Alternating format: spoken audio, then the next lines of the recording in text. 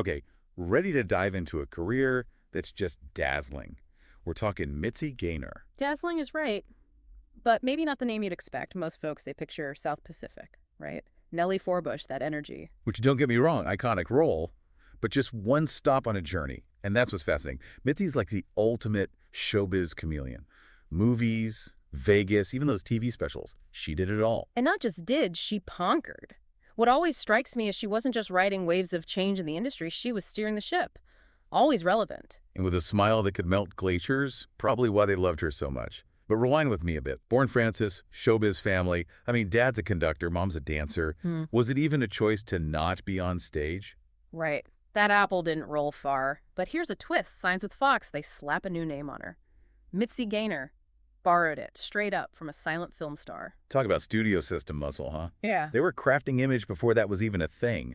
But even repackaged, the talent's bursting out. Lands role after musical role leads naturally to South Pacific. But get this, she almost missed it. Can you imagine? The Nellie Forbush, almost someone else entirely. Spill the tea, what happened? She's filming with Sinatra the Joker's wild scheduling nightmare just to audition. Sinatra rearranging his stuff for her to try out?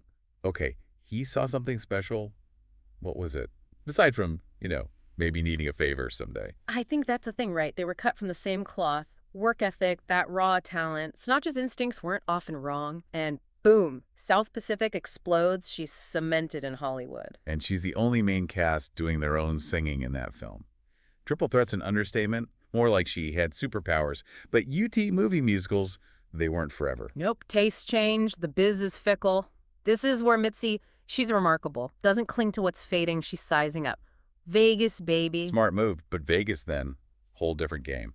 Not like she just walked in. Oh, she redefined what a headliner was. Those costumes, the choreography.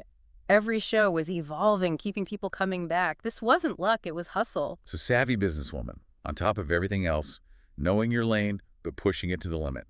Exactly, and not afraid to use every tool, every bit of talent she had. But let's not forget, this is also the era of Georgia Girl, those Oscars. Television Goldie. I mean, those dancers, the mid-song costume change, pure Mitzi magic. And get this, same year, she's sharing the stage with the Beatles. Ed Sullivan Show. If that doesn't tell you about staying power, I don't know what does. Talk about a cultural crossroads. But yeah, Sullivan back then, that was the stamp of approval. You'd arrived. Millions watching every week, glued to the TV. And there she is, holding her own with the biggest band on the planet. That's Mitzi.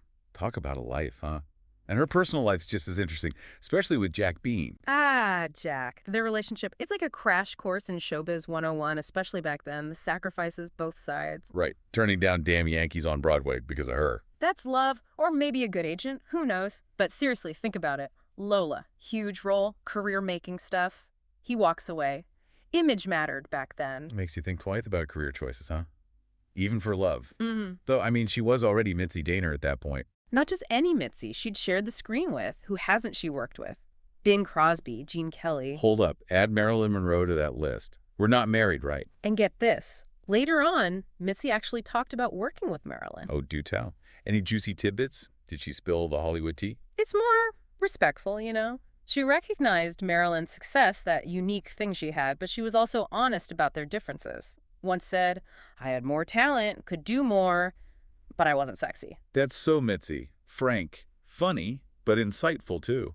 No wonder people loved her. It's true. Never bitter. Even talking about roads not taken. That's a lesson right there. Big time.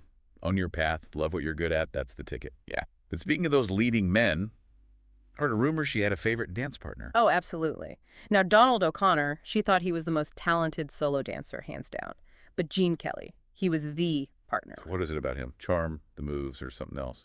Mix of everything, I'd say. Kelly was the whole package. Dedicated, made his partners look good. Remember, these are PROS, top of their game. They knew W. It's about collaboration, respect to make something great. And speaking of great, Mitzi performing into her 80s. That's commitment right there. It's insane. New York Cabaret debut at 78. She was not letting age write her story. Talk about a late bloomer. More like a masterclass in not slowing down, which, if we're being honest, that's the Mitzi Gaynor story, isn't it? Adaptable, tough as nails, and that love for the work never quit. And that optimism. The woman was like a walking ray of It sunshine. wasn't an act either. She just embraced life, the good, the bad, with a laugh. Remember that life is a wonderful thing. Words to live by. Yeah. And it wasn't just talk, she lived it. Exactly. And don't forget, she also said, apparently, I'd kill to be 50. Humor perspective, that's important too. So true. It's not denying time, but enjoying the ride, bumps and all. Exactly. And that might be the biggest takeaway from Mitzi Gaynor, you know. Long career, tough industry, but never lost sight of what mattered. Joy, being grateful, loving the work. Yeah. She basically wrote the book on how to live on stage and off. She really did. It makes you wonder, though, someone like her, that career, Yeah.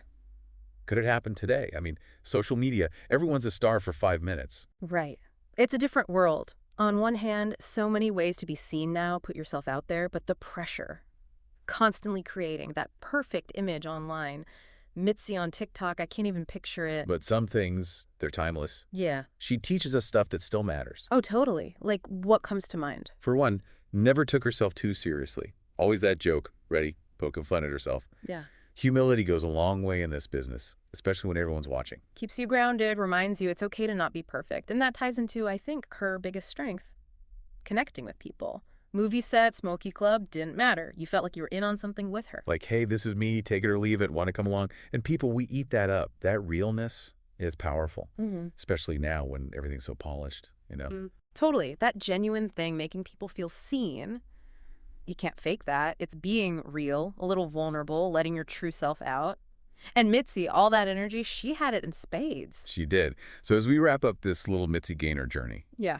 what a mark she left, huh? No question. A true original. Her story's like proof that talent, hard work, good attitude, that gets you a life most people only dream of. Anyone who's ever taken a leap, gone for it. Mitzi's their girl. Yeah. She'll be missed, but that star's not fading anytime soon. Well said.